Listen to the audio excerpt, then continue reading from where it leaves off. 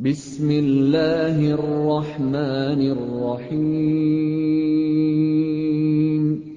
سبح اسم ربك الأعلى الذي خلق فسوى والذي قدر فهدى والذي أخرج المرعى فجعله غثاء أحوى سنقرئك فلا تنسى إلا ما شاء الله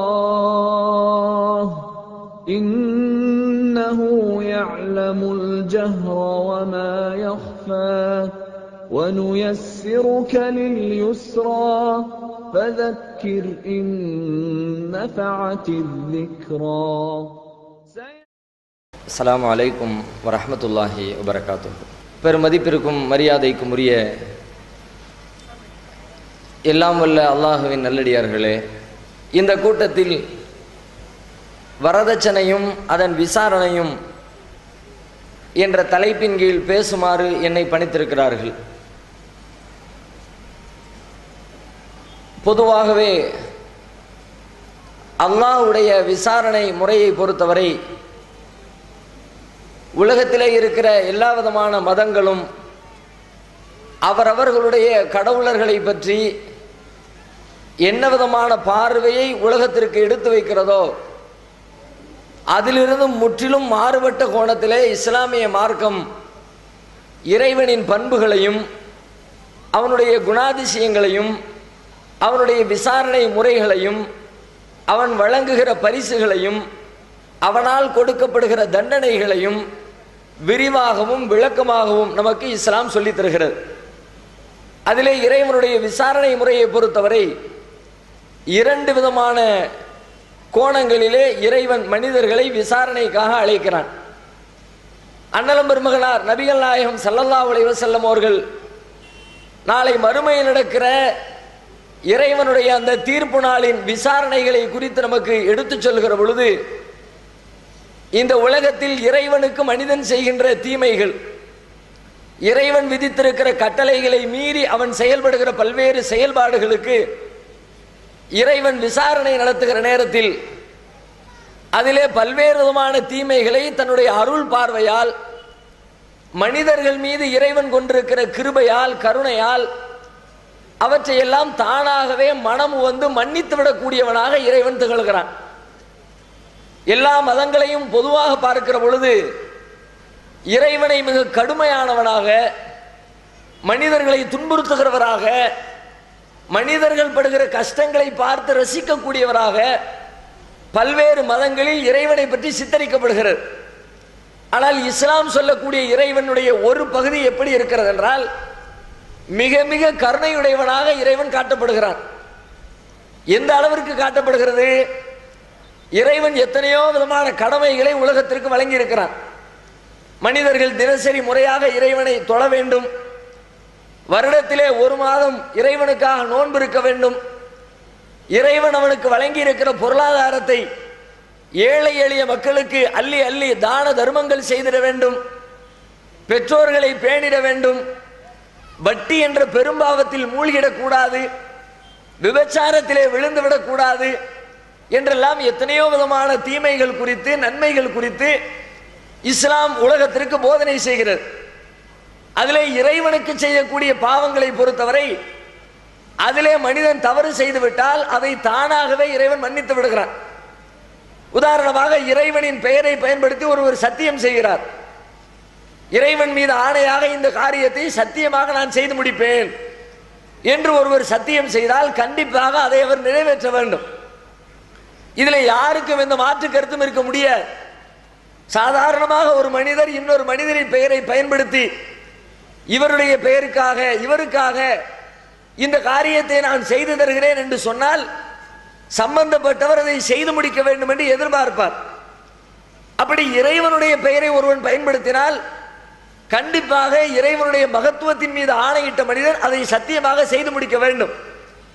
சில நேரங்களில் தன்னுடைய அறியாமையின் காரணமாக, தன்னுடைய சிந்தனை இல்லாத ஒரு அசால்ட்டுத்தனத்தின் காரணமாக சில மனிதர்கள் அவசரப்பட்டு கொண்டு இறைவன் பெயரை பயன்படுத்தி இறைவன் மீது சத்தியம் செய்து விடுகிறார்கள். இதை பற்றி இறைவன் திருமறை குர்ஆனிலே சொல்லுகிறான், லா யுஆஹிதுகுமுல்லாஹு பில்லஹவி ஃபீ ஐமானிக்கும், உங்களுடைய சத்தியங்களில் வீணான சத்தியத்திற்காக உங்களை இறைவன் குற்றம் பிடிக்க மாட்டான், அதற்காக இறைவன் உங்களை விசாரிக்க மாட்டான். அவசரப்பட்டு கொண்டு சிந்தனை இல்லாமல் அல்லாஹ்வுடைய பெயரை பயன்படுத்த வேண்டும் என்ற நினைப்பில்லாமல் ஏதோ ஒரு கவனத்தில் அல்லாஹ் மேல சத்தியமானு சொல்லிட்டார்.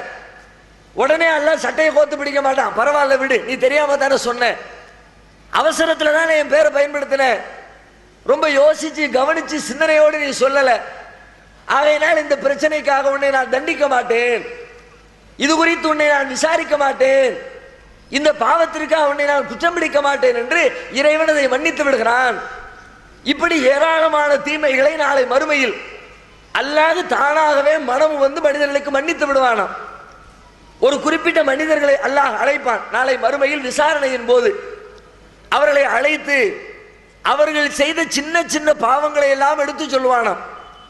உலகத்திலே அவர்கள் தங்களுடைய அலட்சியத்தினால் இறைவனுக்கு செய்ய வேண்டிய பல்வேறு நன்மைகளை செய்யாமல் விட்டுவிட்ட பல்வேறு தீமைகளை சின்ன சின்ன தீமைகளாக எடுத்து எடுத்து அவர்களுக்கு சொல்வானாம். மலக்குமார்கள் எடுத்து சொல்வார்கள், அவர்களுடைய பாவத்திலே சின்ன சின்ன பாவங்களை எடுத்து சொல்லுங்கள் என்று அல்லாஹ் சொன்ன உடனே அற்பமான விஷயத்தை பூரா மலக்குமார்கள் பட்டியல் போடுவாங்க. அன்னைக்கு நீ சுன்னத்து தொழுகலைய, ஒரு நாள் நீ சுபு தொழுகையை விட்டுவிட்டிய, ஒரு நாள் ஒரு ஏழை வந்து கேட்கும்போது தர்மம் செய்யலைய என்றெல்லாம் சின்ன சின்ன அற்பமான மேட்டரை அல்லாஹ் பட்டியல் போடுவானாம். அப்ப அந்த மனிதன் நினைத்துக் கொள்வானாம், ஆகா சின்ன சின்ன மேட்டரை எல்லாம் எல்லாத்தையும் அல்லாஹ் லிஸ்ட் எடுக்கிறானே, ஒண்ணு விடாம நாம செஞ்ச பாவம் பூரா வந்துகிட்டு இருக்கிற, சின்ன சின்ன மேட்டரே இவ்வளவு காடு வந்து விட்டது என்று சொன்னால் நாம செஞ்சிருக்கிற பெரிய பெரிய பாவங்கள் எல்லாம் வந்து விட்டால், எடுத்து போடப்பட்டால் நாம கண்டிப்பாக உயிர் பிழைக்க முடியாது, இறைவனுடைய தண்டனையிலிருந்து தப்பிக்க முடியாது என்று சொல்லி நாம அழிந்து விட்டோம், இனிமேல் நமக்கு வெற்றி இல்லை, நரகம்னா நமக்கு தீர்ப்பளிக்கப்படும் என்று சொல்லி தன்னைத்தானே அந்த மனிதன் நொந்து கொள்வானாம்.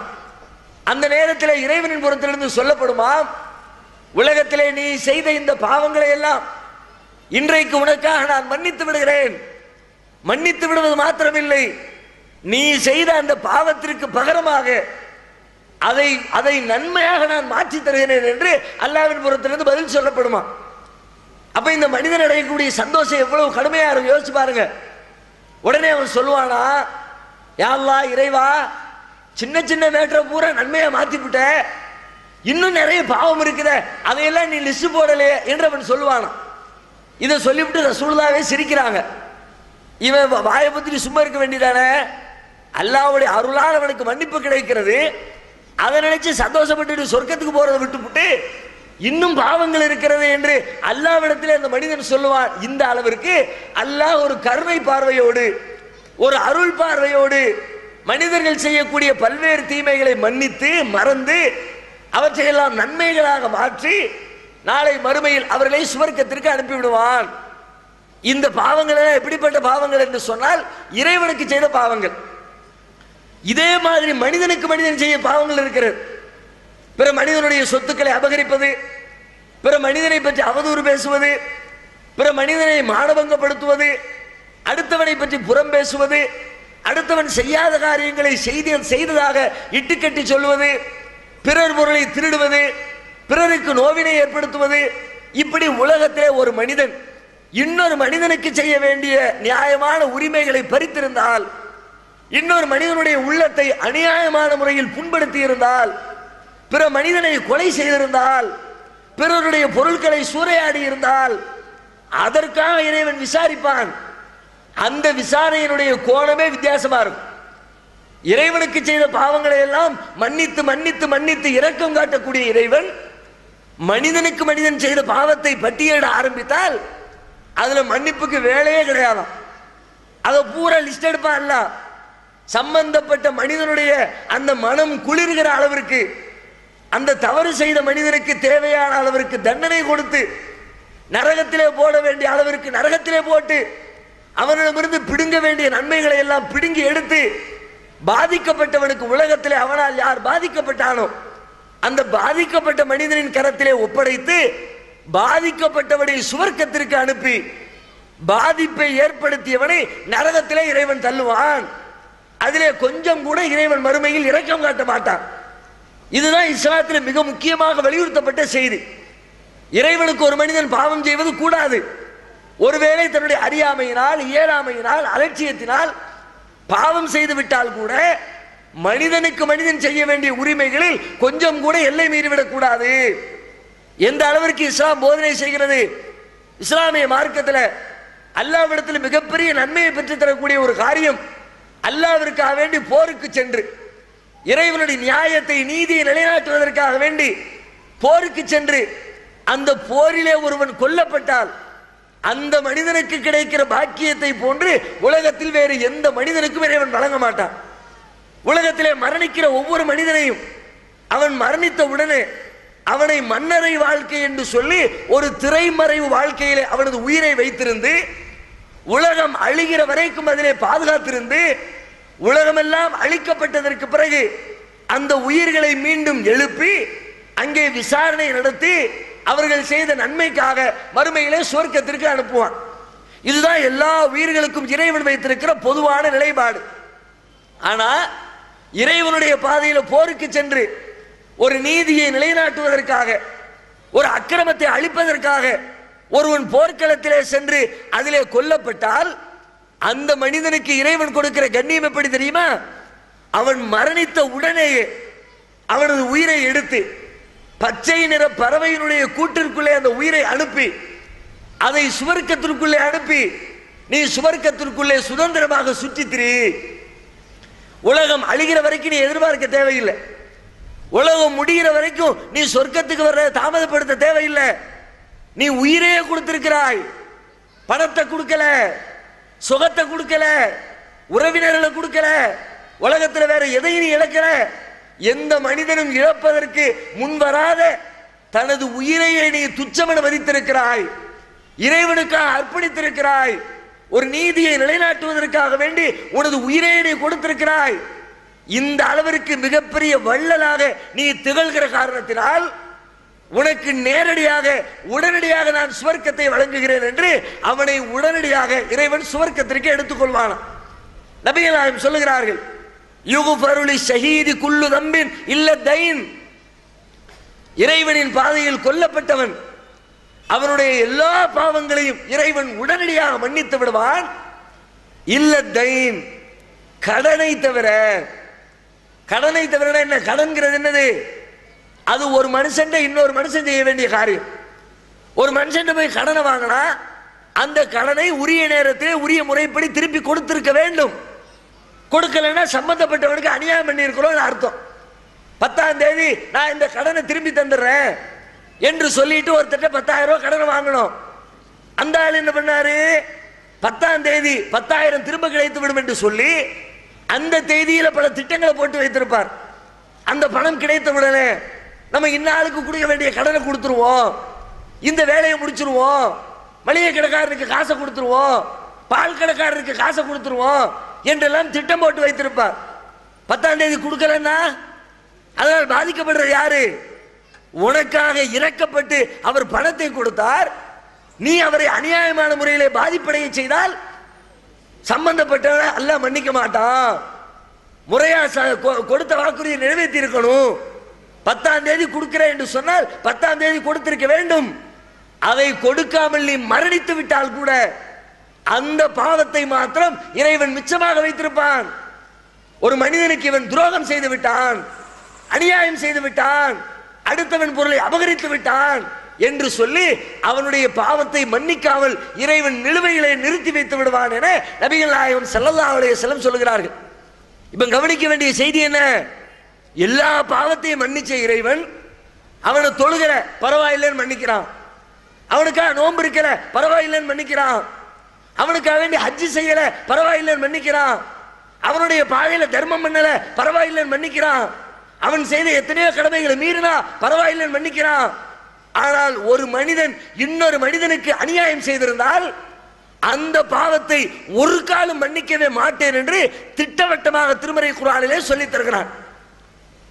அப்போ ஒரு இஸ்லாமியன், ஒரு மனிதன் இந்த உலகத்திலே பிற மனிதர்களுடைய உரிமைகள் விஷயத்தில் எந்த அளவிற்கு கவனம் எடுக்க வேண்டும் என்று புரிகிறதா? அது மாத்திரமில்ல, மேலும் சொல்லுகிறார்கள், நாளை மறுமையில் இறைவன் சில பேரை விசாரணைக்கு அழைப்பான். அப்பொழுது உலகத்திலே அவனால் பாதிக்கப்பட்டவர்கள் எழுந்து நின்று, இறைவா சஃபக்க தமஹாதா, இறைவா இவன் என்னை கொன்றான், உலகத்திலே வாழுகிற பொழுது அநியாயமாக என்னை அடித்தான், என்னை பற்றி அவதூறு பேசினான், என்னுடைய காசை சூறையாடினான் என்று சொல்லி அவனால் பாதிக்கப்பட்ட ஒவ்வொரு மனிதனும் இறைவனிடத்திலே எழுந்து புகார் சொல்லுவார்கள். அப்பொழுது இறைவன் என்ன செய்வான் தெரியுமா? இந்த பாதிப்பை ஏற்படுத்தி அநியாயக்காரன் இருக்கிறானே, உலகத்திலே இந்த அநியாயக்காரன் செய்த நன்மைகளை எல்லாம் எடுத்து எடுத்து இவன் தொழுதிருப்பான், அந்த தொழுகையை எடுத்து இவனால் பாதிக்கப்பட்டவங்க கொடுத்து, நீ வச்சுக்க, தொழுகைக்குரிய நன்மையை நீ வச்சுக்க. இவன் நோன்பு வைத்திருப்பான், நோன்பை எடுத்து இவனால் பாதிக்கப்பட்டவனுடைய கையில கொடுத்து, நோன்பின் நன்மைகளை நீ வச்சுக்க. தர்மம் பண்ணி இருப்பான், தர்மத்தின் நன்மைகளை நீ வச்சுக்க என்று சொல்லி அள்ளி அள்ளி அள்ளி அள்ளி இவனுடைய நன்மைகளை எல்லாம் எடுத்து இவனால் பாதிக்கப்பட்டவர்களின் கரத்திலே ஒப்படைப்பான். ஒப்படைத்து விட்டு கடைசியிலே பார்த்தால் இவனிடத்தில் எந்த நன்மை மிச்சம் இருக்காது. வேற வழி இல்லை, பாதிக்கப்பட்டவன் செஞ்ச அநியாயத்தை எல்லாம் தூக்கி இவன் தலையில வைப்பான். அவன் திருடி இருப்பான், இவன் திருடி இருக்க மாட்டான். ஆனால் இவனால் அவன் பாதிக்கப்பட்டிருந்தால் அவன் திருடின திருட்டு குற்றத்தை இவன் தலையிலே சுமத்தி நரகத்துக்கு போ. அவன் விபச்சாரம் செஞ்சிருப்பான், இவன் விபச்சாரமே செஞ்சிருக்க மாட்டான். அவன் செஞ்ச விபச்சாரத்தினுடைய அநியாயத்தை, பாவத்தை எடுத்து அநியாயத்தை ஏற்படுத்தி இவன் தலையில வச்சு போ நரகத்திற்கு, நெருப்பிலே போய் வெந்து சாகு என்று இறைவன் தள்ளுவான். நீங்கள் தொழுத தொழுகை உங்களுக்கு கிடைக்க வேண்டும் என்றால், நீங்கள் வைத்த நோன்பின் பலனை நீங்கள் அனுபவிக்க வேண்டும் என்றால், நீங்கள் செய்த ஹஜ்ஜுக்குரிய நன்மைகளை நீங்கள் பெற்றுக்கொள்ள வேண்டும் என்றால், நீங்க ஹஜ்ஜு செஞ்சா மட்டும் போதாது, நோன்பு வச்சா மட்டும் போதாது, தொழுதா மட்டும் போதாது, பிறருக்கு அநியாயம் செய்யாமல் இருக்க வேண்டும், பிறருடைய உரிமைகளை பறிக்காமல் இருக்க வேண்டும், பிறருடைய மான மரியாதையை குலைக்காமல் இருக்க வேண்டும், பிறர் விஷயத்திலே நேர்மையாக, நாணயமாக, ஒழுக்கமாக, மனிதாபிமானமாக உலகத்திலே நீங்கள் வாழ்ந்திருக்க வேண்டும் என்பதிலே கடுகளவிற்கு கூட சந்தேகம் இல்லை என இஸ்லாமிய மார்க்கம் உலகத்திற்கு எடுத்து சொல்கிறது. இது இஸ்லாத்தின் பொதுவான பார்வை. இப்ப நம்முடைய தலைப்பு என்ன? வரதட்சணை, அதன் விசாரணை. வரதட்சணைங்கிறது என்ன? வரதட்சணை என்பது ஒரு மனிதனுடைய வாழ்க்கையிலே அதனுடைய நிலை என்ன? ஒரு ஆணும் பெண்ணும் திருமணம் செய்கிறார்கள். அந்த திருமணம் என்பது ஒரு வாழ்க்கையின் ஒப்பந்தம். ரெண்டு பேரும் பண்ணிக்கிட்ட ஒரு அக்ரிமெண்ட் தான் திருமணங்கிறது. உலகத்தில் வேறு எந்த மதத்திலையும் திருமணத்தை ஒரு அக்ரிமெண்டா சொல்லவே இல்லை. இஸ்லாம் தான் முதலாக திருமணத்தை வாழ்க்கையின் ஒப்பந்தம் என்று அறிவிக்கிறது. நீங்கள் அவர்களிடத்திலே, ஆண்கள் பெண்களிடத்திலே எடுத்துக்கொள்கிற ஒரு கடுமையான உடன்படிக்கை, ஒரு வாழ்க்கையின் ஒப்பந்தம். ஒப்பந்தம்னா எப்படி இருக்கணும்? உலகத்தில் எத்தனையோ ஒப்பந்தம் செய்யறோம். ஒப்பந்தத்துக்கு அளவுகோல் என்ன? ரெண்டு பேர் சேர்ந்து பிசினஸ் பண்ணுவதாக ஒப்பந்தம் செய்தால், நான் ஒரு 1 லட்சம் ரூபாய் முதலீடு போடுறேன், நீங்க ஒரு 1 லட்சம் ரூபாய் முதலீடு போடுங்க, ரெண்டு பேரும் சேர்ந்து பிசினஸ் பண்ணுவோம். கிடைக்கிற லாபத்தில் 50% உங்களுக்கு, 50% எனக்கு. இப்படித்தானே வியாபாரம் பண்ணுவோம், இப்படித்தானே ஒப்பந்தம் பண்ணுவோம். ஒப்பந்தம் என்று சொன்னால் இரண்டு தரப்பிலும் சம அளவில் பங்களிப்பு செய்யப்பட வேண்டும். அதுக்கு பேர் தான் ஒப்பந்தம். அதான் நியாயமான ஒப்பந்தம். இப்ப ரெண்டு பேரும் சேர்ந்து குடும்பம் நடத்துவோம்னு ஒப்பந்தம் பண்றோம். இந்த ஒப்பந்தத்தில் ரெண்டு பேரும் சம அளவில் பங்களிப்பு செய்யணும்ல. ரெண்டு பேரும் சம அளவில் பங்களிப்பு செய்கிறோமா? கல்யாணம் என்ற வாழ்க்கையின் ஒப்பந்தத்தில் ஒரு ஆணும் பெண்ணும் சேர்ந்து இணைந்து நடக்கிற இந்த வாழ்க்கை ஒப்பந்தத்தில் ரெண்டு பேருடைய பங்களிப்பு என்ன? ஒரு ஆண் செய்ய வேண்டிய கடமை என்ன? ஒரு பெண் செய்ய வேண்டிய கடமை என்ன? குடும்பத்தை முன்னேற்றுவதற்கு, குடும்பத்தை வழிநடத்துவதற்கு, குடும்பம் சந்தோஷமாக செல்வதற்கு அந்த குடும்ப வாழ்க்கையில ஒரு ஆணின் பங்களிப்பு என்ன, ஒரு பெண்ணுடைய பங்களிப்பு என்ன? ஆணை விட பல ஆயிரக்கணக்கான மடங்கு அதிகமான தியாகத்தை செய்யக்கூடியவள், அதிகமான பங்களிப்பை தரக்கூடியவள் ஒரு பெண்ணாகத்தான் இருக்கிறார். மேலோட்டமா பார்த்தா ஆம்பளை தான் எல்லாத்தையும் தூக்கி நிறுத்துற மாதிரி தெரியுது. ஆம்பளை இல்லாட்டி குடும்பம் இல்ல, ஆம்பளை சம்பாதிக்காட்டி வாழ்க்கை இல்ல, மேலோட்டமாக பார்த்தால் அப்படித்தான் தெரிகிறது. ஆனால் இந்த குடும்ப வாழ்க்கை என்ற வாழ்க்கை ஒப்பந்தத்தில் ஒரு ஆணுடைய பங்களிப்பை விட, ஒரு ஆண் செய்கிற தியாகத்தை விட, ஒரு ஆண் காட்டுகிற ஈடுபாட்டை விட ஒரு பெண் காட்டுகிற ஈடுபாடு, ஒரு பெண்ணுடைய தியாகம், ஒரு பெண்ணுடைய பங்களிப்பு பல நூற்றுக்கணக்கான மடங்கு அதிகமாக இருக்கிறது. ஃபர்ஸ்ட் எடுத்துக்கங்க, கல்யாணம் முடியுது, ரெண்டு பேரும் அக்ரிமெண்ட்ல சைன் பண்ணியாச்சு, ஒப்பந்தம் பண்ணி சைன் பண்ணியாச்சு. சைன் பண்ண மறுநிமிடம் என்ன நடக்கிறது? திருமணம் முடிந்த மறுநிமிடம் நேற்று வரைக்கும் ஒரு ஆண்மகன் எங்கே இருந்தான்? கல்யாணத்துக்கு முத நாள் வரைக்கும் அவனுடைய பெற்றோரோடு இருந்தான், அவன் பிறந்த வீட்டிலே இருந்தான், அவனுடைய ஊரிலே இருந்தான், அவனுடைய நண்பர்களோடு இருந்தான். அவன் எந்த ஊர்ல இருந்தானோ அதே ஊர்ல தான் கல்யாணத்துக்கு பிறகும் இருக்கிறான். கல்யாணம் ஆகி மறுநாள் அதே வீடு, அதே பெற்றோர், அதே நண்பர்கள், அதே ஊரு, அதே தெரு. எந்த இழப்பையும் ஒரு ஆண்மகன் சந்திக்கவில்லை.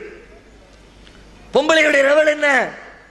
கல்யாணம் முடிஞ்ச மறு நிமிஷம் உன்னை கட்டிக்கிட்டேன், உன் கூட நான் சேர்ந்து வாழ்வேன், உன்னுடைய சுக துக்கங்கள்ல பங்கெடுப்பேன் என்று சொல்லி கையெழுத்து போட்ட ஒரே காரணத்திற்காக அவளை பெற்றெடுத்த பெற்றோர்களை விட்டுவிட்டு 18 வயது, 20 வயது, 25 வயது வரைக்கும் பாராட்டி சீராட்டி அவளுடைய சுக துக்கங்களிலே பங்கெடுத்து அன்பு செலுத்தி வளர்த்திய அவளது பெற்றோர்களை விட்டு, சகோதரர்களை விட்டு, உடன் பிறந்த சகோதரிகளை விட்டு, கூட படித்த தோழிகளை விட்டு, தெருக்காரங்களை விட்டு, பிறந்த வீர ஊரை விட்டு, தாம் பிறந்த வாழ்ந்த ஊரை விட்டு, தன்னுடைய மாவட்டத்தை விட்டு, சில பேர் தன்னுடைய நாட்டையே விட்டு, நம்ம கல்யாணம் முடிச்ச ஆளு வேறொரு நாட்டில் இருக்கிறான்ற காரணத்திற்காக தன்னுடைய நாடு விட்டு அடுத்த நாட்டில் போய் குடியேறுகிறாளே, இது தியாகம் இல்லையா?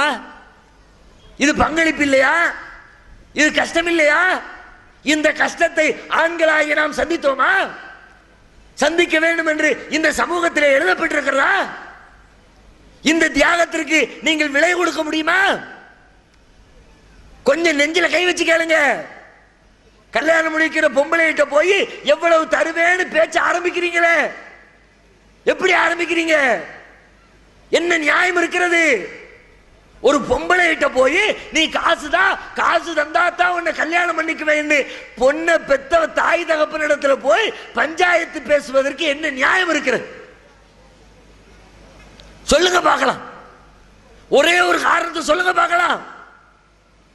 வெளிநாட்டுக்கு போறாங்க 2 வருஷம் வேலைக்கு, ஒரு 5 வருஷம் அக்ரிமெண்ட்ல போறான், வெளிநாட்டுக்கு போயிட்டு திரும்ப வந்துருவாரு, இங்க வந்து செட்டில் ஆவாரு. வெளிநாட்டுக்கு போகும் பொழுது தன்னுடைய பிள்ளையை, தன்னுடைய கணவரை, தன்னுடைய தந்தையை வெளிநாட்டுக்கு அனுப்பி வைத்து விட்டு ஒவ்வொரு பெற்றோரும் ஒவ்வொரு உற்றார் உறவினரும் படக்கூடிய துன்பம் எவ்வளவு? ஏர்போர்ட்ல போய் பாருங்க, பொண்டாட்டிக்காரி கண்ணீர் விட்டு கதறா, பிள்ளையை விட்டு பிரிஞ்சு போறவன் தகப்பன் கதறான், புள்ள நம்மளை விட்டு பிரிஞ்சு போறான தாய் கதறா. எப்படி? இன்னும் 2 வருஷத்துல திரும்பி வந்துருவான், இன்னும் 1 வருஷத்துல திரும்ப வந்துருவான், இன்னும் 5 வருஷத்துல திரும்ப வந்துருவான். அவனுக்கு இதுதான் ஊரு, இங்கதான் செட்டில் ஆவான், இங்கதான் லேண்ட் வாங்குவான், இங்கதான் வீடு கட்டுவான், இங்கதான் பிள்ளைய படிக்க வைப்பான், இங்கதான் இந்த பிள்ளைய கல்யாணம் முடிச்சு கொடுப்பான், இங்கதான் சாக போறான், இங்கதான் சமாதியாக போறான், இங்குதான் அவனது வாழ்க்கையின் எல்லை இருக்கிறது என்று தெரிந்தாலும் கூட 2 வருஷ இழப்பை தாங்கிக் கொள்ள முடியாமல் தவிக்கக்கூடியவர்கள். ஒரு பெண்ணுடைய நிலைமை என்ன? இனிமே இது அவளுடைய ஊரா? கோயம்புத்தூர்கார பெண்ணை போய் திருப்பூர்ல கட்டி கொடுத்தாச்சு, சென்னையில கட்டி கொடுத்தாச்சு, அவளுக்கு எந்த ஊரு? திரும்ப கோயம்புத்தூர்ல வந்து செட்டில் ஆவாளா? கோயம்புத்தூர்ல வந்து இடம் வாங்குவாளா? கோயம்புத்தூர்ல வந்து வீடு கட்டுவாளா? கோயம்புத்தூர்ல பிள்ளைய படிக்க வைப்பாளா? கோயம்புத்தூர்ல தாம்பிள்ளைய கட்டி கொடுப்பாளா? கோயம்புத்தூர்ல மௌத்தாவ போலா? எந்த ஊர்ல தன்னுடைய கணவன் வசிக்கிறானோ, எந்த ஊர் கணவனுக்கு சொந்தமான ஊரோ, அதுதான் இனிமேல் நமக்கு ஊரு. நம்ம சொந்த ஊரு இனிமே நமக்கு ஊரு இல்ல. இப்படிப்பட்ட ஒரு பெரும் தியாகத்தை செய்யக்கூடிய பெண்ணிடத்தில் போய் கல்யாண பேச்சுவார்த்தை ஆரம்பிக்கும் போது காசு எவ்வளவு, நகையா எவ்வளவு தருவேன், பணமா எவ்வளவு தருவேன், ரொக்கமா எவ்வளவு தருவேன், காரு தருவியா, வீடு தருவியா, ஃப்ரிட்ஜ் தருவியா, கிரைண்டர் தருவியா? கொஞ்சம் யோசிச்சு பாருங்க. சரி, அத்தோட போச்சா? கல்யாணம் முடிஞ்சு போனதோட பெண்ணுடைய தியாகம் முடிஞ்சு போச்சா?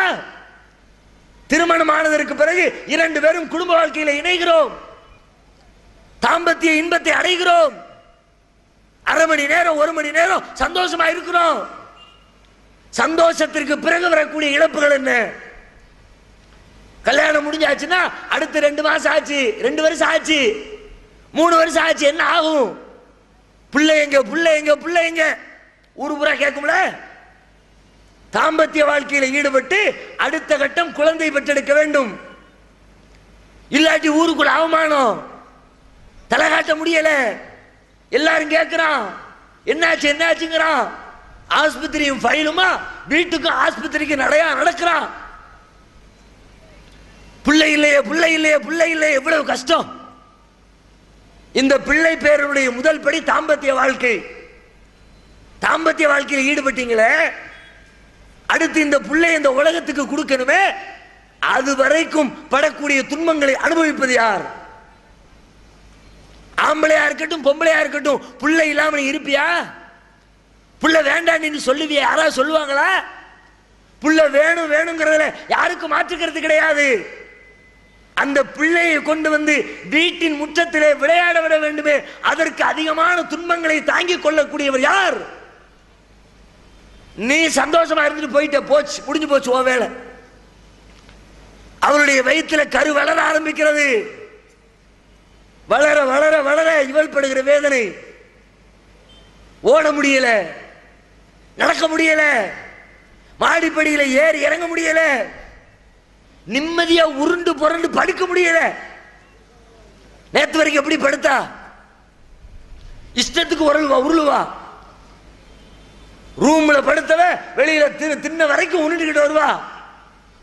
அங்க ஊர்ல இங்க ஊர்ல எந்த பிரச்சனையும் இல்லை. இன்னைக்கு என்ன, 4 மாசம் ஆச்சு, 5 மாசம் ஆச்சு, 6 மாசம் ஆச்சு, உருள முடியுமா? இப்படி படுத்தவ திரும்பி புரண்டு படுக்கணும்னா எந்திரிச்சு உட்கார்ந்து அடுத்த பக்கம் படுக்கணும். ஒவ்வொரு நாள் இரவும் படுகிற அவஸ்தை, உடலில் ஏற்படக்கூடிய ரசாயன மாற்றங்கள், கை கால்கள் எல்லாம் வீங்கி போய் சிரமம் இல்லையா இது? நிம்மதியா திங்கவாது முடியாது அவளால? மத்த கஷ்டத்தை விடுங்க, விரும்பினதை திங்க முடியுதா? புளிச்சு போன மாங்காவையும் உப்பு சப்பில்ல மண்ணையும் அள்ளிதான் திங்கிறா. வேற என்ன திங்கிறா? வேற என்ன போகுது வயிற்றுக்குள்ள? போனதெல்லாம் வாந்தியா வெளியில வந்து வந்து கொட்டுது. உள்ளே போகிற பாதை அடைபடுகிறது. உள்ளே போகிற அற்ப சொற்பமான உணவு பதார்த்தங்களும் வாந்தியாக வெளியிலே வந்து சேர்ந்து விடுகிறது. கஷ்டத்துக்கு மேல கஷ்டம். நம்ம அப்படியா? நம்மளை விட 5 வயசு கம்மியா இருப்பா நம்ம பஞ்சாதி, 10 வயசு கம்மியா இருப்பா. இவனுக்கு 30 வயசு, அவனுக்கு 20 வயசா இருக்கும். 30 வயசுக்காரன் கையில பேட்டை தூக்கிட்டு கிரிக்கெட் விளையாட ஓடி போவான். இவ 20 வயசுக்காரி வயிற்றுல நம்ம புள்ளைய சுமக்க ஆரம்பிச்சதுனால ஓட முடியல, விளையாட முடியல, ஆடி பாடி மகிழ முடியல. 10 மாத காலம் படுகிற கஷ்டங்களும் அவஸ்தைகளும், அதாவது பரவாயில்லைங்க, அந்த கஷ்டத்தினுடைய கடைசி விளிம்பு நம்முடைய பிள்ளையை இந்த உலகத்தில் கொண்டு வந்து கொடுக்கிற அந்த பிரசவ நேரம் இருக்கிறது. வார்த்தையில வர்ணிக்க முடியுமா? அதுல படக்கூடிய துன்பத்தை விளக்கி சொல்ல முடியுமா?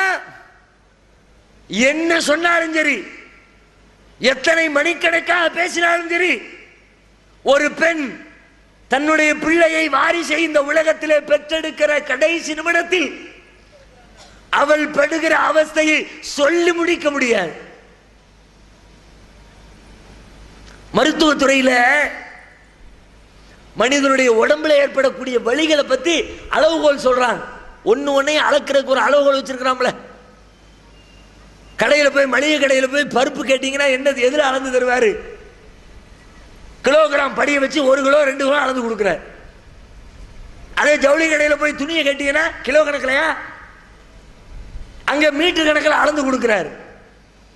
பால் கடைக்காரர்கிட்ட போய் பாலை கேட்டா லிட்டரை வச்சு உடக்க வச்சு அளந்து ஊத்துறாரு. ஒன்னே அளக்கிறதுக்கு ஒரு அளவுகோல் இருக்குல்ல, அதே மாதிரி இன்றைக்கு ஒரு அளவுகோல் கண்டுபிடித்திருக்கிறார்கள். மனிதனுடைய உடம்புல ஏற்படக்கூடிய வலியை உணரக்கூடிய அளவுகோல். அந்த கருவியை வச்சு அளந்தா எவ்வளவு தூரம் வலி இருக்குது. அந்த கருவிக்கு பேரு டால்னு பேர். டால்னு ஒரு கருவி. அந்த கருவியை வைத்து அளக்கிறார்கள். மருத்துவத்துறை விஞ்ஞானிகள் சொல்லுகிறார்கள், ஒரு மனிதனுடைய உடம்புல 10 டால் அளவிற்கு வேதனை கொடுக்கப்பட்டால் அதை சர்வசாதாரணமா தாங்கிக்குவான். 20 டால் அளவுக்கு கொடுக்கப்பட்டால் தாங்கிக்குவான். 50 டால் கொடுக்கப்பட்டால் தாங்கிக் கொள்வான். 60 டால் கொடுக்கப்பட்டாலும் தாங்கிக் கொள்வான். 60 தாண்டினால் வலியினுடைய அளவு கூட கூட கூட தாங்க முடியாம 60 தாண்டிச்சுன்னா ஆளு மௌத்துன்னு அர்த்தம். அதுக்கு பிறகு எவனும் உசுரோடு இருக்க மாட்டான். இது மருத்துவ விஞ்ஞானிகள் சொல்லக்கூடிய கணக்கு. ஆனா பிரசவ நேரத்தில் ஒரு பெண் தனது குழந்தையை பெற்றெடுக்கக்கூடிய அந்த கடைசி நிமிடத்தில் அவளது உடலிலே ஏற்படக்கூடிய வலியின் அளவு என்ன தெரியுமா? ஒரு பெண் 60 தாண்டி 70 டாலை தொட்டுத்தான் ஒரு குழந்தையை பெற்றெடுக்கிறாள். அந்த ஒரு நேரத்தில் மட்டும் இறைவன் விதிவிலக்கு கொடுக்கிறான். சில பேர் அதை கூட தாங்க முடியாத பலகீனமான உடம்புக்கார பொம்பளைங்க பிரசவ நேரத்தில் மூத்தா போறாங்களே, என்ன காரணம்? அதுக்கு தகுந்த சக்தி இல்லாம மூத்தாயிடுறாங்க. அந்த ஒரே ஒரு நேரத்தில் மாத்திரம் உலகத்திலே அதிசயம் நிகழ்கிறது, அற்புதம் நிகழ்கிறது. 60 தாண்டி 70 டால் அளவிற்கு அவளது உடலிலே வேதனையை அனுபவித்து தனது வாரிசை, தனது பிள்ளையை இந்த உலகத்திலே பெற்றுத் தருகிறாள். நாம பட்டோமா இந்த கஷ்டம்? இந்த சிரமத்தை ஆண்கள் அனுபவித்தோமா? பிள்ளை பிறந்ததுக்கு பிறகு சொந்தம் கொண்டாடுறது யாரு? அதுக்கு மட்டும் நம்ம வந்துடும். ஏன்னா பிள்ளையனுடைய உருவாக்கத்தில் உன்னுடைய பங்களிப்பு என்னடா? நீ என்னத்தை கிழிச்ச? 1/2 மணி நேரம் சந்தோஷமா இருந்த, அதை தாண்டி உன்னுடைய பங்களிப்பு என்ன? உள்ள வச்சு வளர்த்தியா? சிரமத்தை அனுபவிச்சியா? சாப்பிட முடியாம தவிச்சியா? உருண்டு பிறந்து படுக்க முடியாம கஷ்டப்பட்டியா? வெளியே வந்த உடனே யாரு பிள்ளை? இப்ராஹிம் ராத்தூர் பிள்ளை. அம்மா பேரை எங்கேயும் கேட்க மாட்டேங்கிறான். ஸ்கூல்ல பிள்ளை பேரை சேர்க்கணும், பேருக்கு கீழே என்ன தகப்பனார் பேர் என்ன அதான் கேட்கிறான். பள்ளிக்கூடத்தில் போய் பேரை சேர்த்தா உங்க அம்மா பேர் என்ன கேட்கிறாங்க? உங்க அப்பன் பேர் என்ன? தந்தை பேர் என்ன? யாருடைய வாரிசு? அப்துல் காதர் வாரிசு, அப்துல் ரஹீம் வாரிசு, ராமசாமி வாரிசு. எனக்கு ஆயிஷா பிவி வாரிசுன்னு சொல்லி இருக்கிறோமா? கதீஜா பிவி வாரிசுன்னு சொல்லப்படுகிறதா? நம்முடைய வாரிசை பெற்றுத் தருவதற்காக வேண்டி தனது உடலிலே 10 மாத காலங்கள் இத்தனை சிரமத்தை அனுபவித்து பெற்றுக் கொடுத்த அந்த பெண்ணிடத்திலே போய் உன்னை கல்யாணம் முடிக்க போறேன், உங்க கூட சந்தோஷமா இருக்க போறேன், உன்னை கஷ்டப்படுத்தி தான் என்னுடைய வாரிசை இந்த உலகத்தை நான் கொண்டு வர போறேன், அதுக்கு நீ எத்தனை லட்சத்தை தருவேன்னு கேட்கிறமே. கொஞ்சம் யோசித்து பாருங்கள் தோழர்களே. கடுகளவிற்காவது நியாயம் இருக்கிறதா? சரி, பெத்தவரையாவது விடுங்க. நமக்கு குழந்தையை பெத்தெடுப்பதற்குரிய பாடியில எந்த அமைப்பும் இல்லை, அதனால பெண்ணு பெத்துட்டா. உள்ளுக்குள்ள கர்ப்பப்பை ஆம்பளைக்கு இல்ல, பொம்பளை பெத்து எடுத்துட்டா. பெத்ததுக்கு பிறகாவது அந்த பிள்ளைய வளர்க்கறதுலயாவது நாம சிரமத்தை அனுபவிச்சோமா? வளர்க்கறது சாதாரண விஷயமா? ஒரு ஆம்பளை கையில கொடுத்து 2 வயசு வரைக்கும் பிள்ளைய வளர்த்துத்தான்னு கேட்டு பாருங்க. 200 கிலோ மூளையை தூக்கி தலையில வச்சா 2 நாள் வேணாலும் தூக்கி நிற்பான். ஒரு பிள்ளைய 2 நாளைக்கு பார்த்துக்கணி, ஒரு 2 மணி நேரத்துக்கு பார்த்துக்கணி. புள்ள வீச்சு வீச்சு அழுவும் போது பார்த்துக்கிட்டு நீ அது பொறுமையை காத்து பிள்ளைய அளவிடாம பார்த்து கொண்டு சேரு பார்க்கலாம் முடியுமா? உன்னால உன் மனைவி இல்லாம உன் பிள்ளைய உன்னால் பாதுகாக்க முடியுமா? வளர்க்க முடியுமா? தூங்க விடுதாளா? கல்யாணத்துக்கு முந்தி வரைக்கும் படுத்தான மையத்துங்க பல பேர். புள்ள பிறக்கிறதுக்கு முந்தி வரைக்கும் நைட்டு 10 மணிக்கு படுத்தான்னா 5 மணி வரைக்கும் ஜனாசா தான். தடி போட்டாலும் எழுப்ப முடியாது. பக்கத்துல பெரிய டிராக்டர் ஓடும், அவன் சாட்டு கொரட்டை விட்டு அதுக்கு மேல ஒரு கொரட்டையை அவ தூங்கிக்கிட்டு இருப்பான். இப்படி தூங்கின பொம்பளை, பெரிய வெடியே வெடிச்சாலும் அசராம தூங்கிக்கிட்டு இருந்த பொம்பளை, கல்யாணம் ஆச்சு, குழந்தைய பெத்தெடுத்தாச்சு, குழந்தை பக்கத்துல தொட்டில தூங்குது, இவ படுத்திருக்கிறா. 10 மணிக்கு படுத்தா 11 மணிக்கு லேசா ஒரு கீச்சு குரல். என் புள்ள அழுகுறான் போல இருக்க, தடபட கட்டி எந்திக்கிறான். பெரிய வெடிகுண்டுல அப்ப புள்ள அழுகுற எப்படி அழுகு, டமால் அணுகுண்டு வெடிச்ச மாதிரியா புள்ள அழுகுது. புள்ள சத்தம் அவ்வளவு மைல்டா இருக்கு. 1 வயசு 1.5 வயசு 2 வயசு ஆச்சுனா வேணா வீச்சு வீச்சுன்னு கத்தலாம். பிறந்த பிள்ளையனுடைய சத்தம் எப்படி இருக்குது, அவ்வளவு லேசான சத்தம். பதறி எழுகிறாள். 11 மணிக்கு எந்திக்கிறா. எந்திரிச்சு பாக்குறா, ஒண்ணுக்கு இருந்துட்டு சத சதன்னு கிடக்கு தொட்டில்.